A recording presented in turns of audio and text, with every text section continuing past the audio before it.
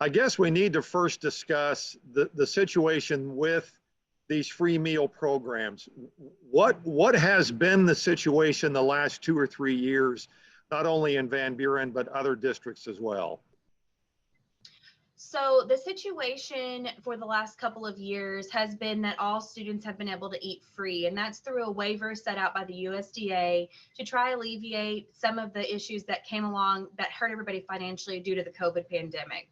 What we're seeing this year is us going back 3 years to when we had normal, what they would call normal pay systems throughout the school districts. So basically the model of paid, reduced, and free meals. The COVID waivers that caused all the children to eat for free, or that allowed all the children to eat for free, actually expired June 30th, so just a few days ago. Mm-hmm. So moving into this school year, what we're going to see is people expecting to be free and that not be the case this year. And so what we're needing people to do and understand is that they have to apply for those free and reduced benefits.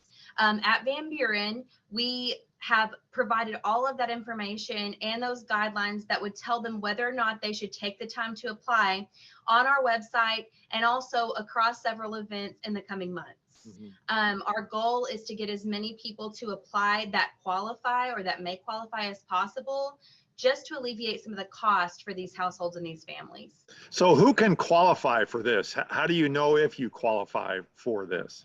So you can go online, and also on the application online for Van Buren school districts, we've included the income eligibility guidelines. Okay.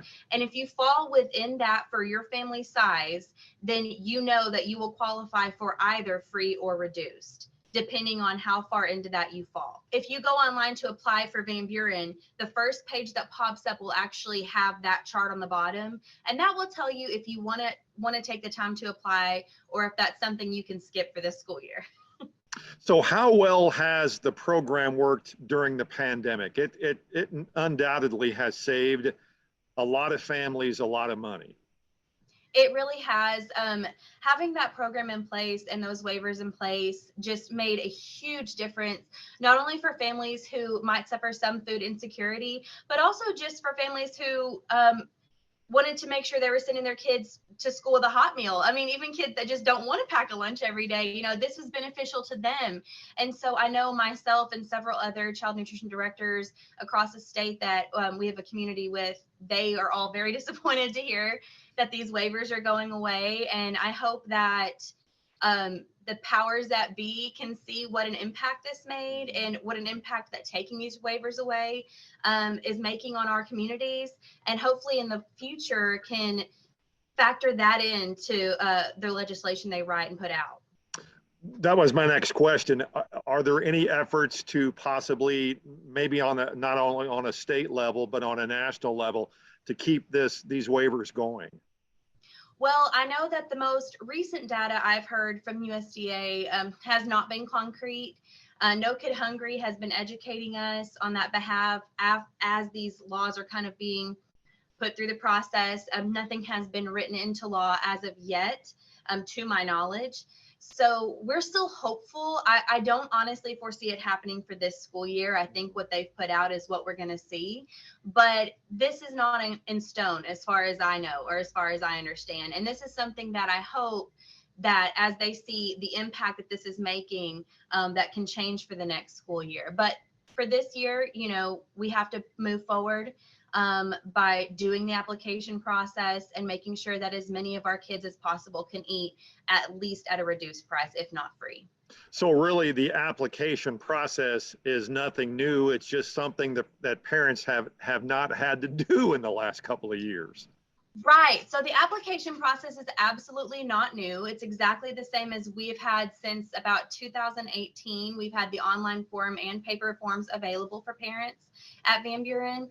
And so the only people that I'm really worried about not knowing or not having a clue with how to do this are our folks that had kindergartners start in pandemic times, because they really are not going to understand or know any part of this process, as their kids have always eaten for free. So that's why we're just doubling down and trying to put out into the community the easy how-tos, and also to make those online applications readily available. We'll be at health fairs before school starts. We'll be holding events before school starts, and putting those out on our social media.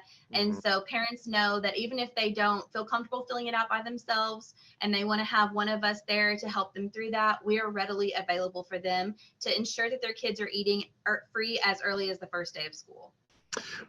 When they apply, what meals are they applying for? Is this breakfast and lunch, or is it a certain, explain that a little bit.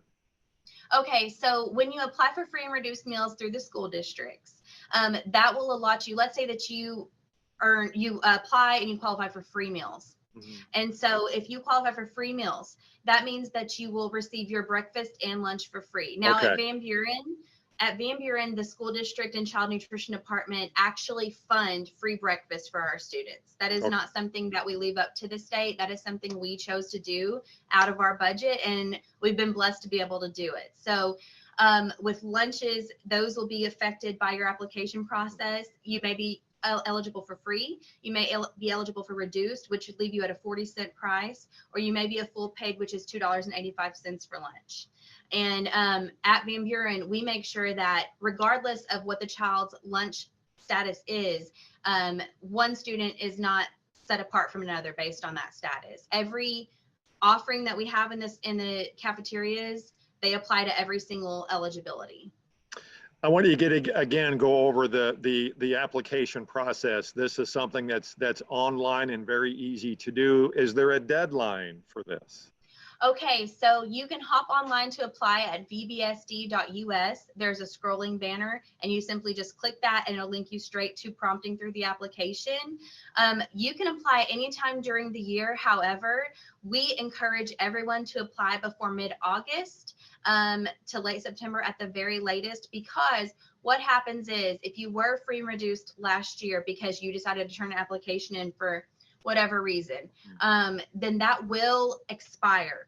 So even if you're carrying over what we call the grace period, that will expire mid-September. So we are encouraging everybody to apply as early as possible. They're open now to apply. We've already been processing hundreds of applications. And so we are excited and encouraging folks to get out there and apply this month before school even starts, and know that your kids are eating free or reduced all year. So I do want to reiterate that even if you've applied the last couple of years, you still need to reapply. Absolutely. If you've applied the last couple of years, you need to reapply. If you're new to this school district, you need to reapply. Oftentimes people are confused and think that just because we neighbor with Oklahoma and their kids have come over, that carries with them. It does not. So we need that information as fresh as we can get it and as accurate as we can get it to make sure that we can try and qualify your kids for free and reduced. Okay. I think we've covered everything. Thank you so much for your time. Best of luck. I know it's only in the middle of the summer, but I know the school year's coming up. So, and I know you all stay pretty busy getting ready for it, but thank you so much. Absolutely. Thank you, Darren. I appreciate you taking the time to talk about it with us.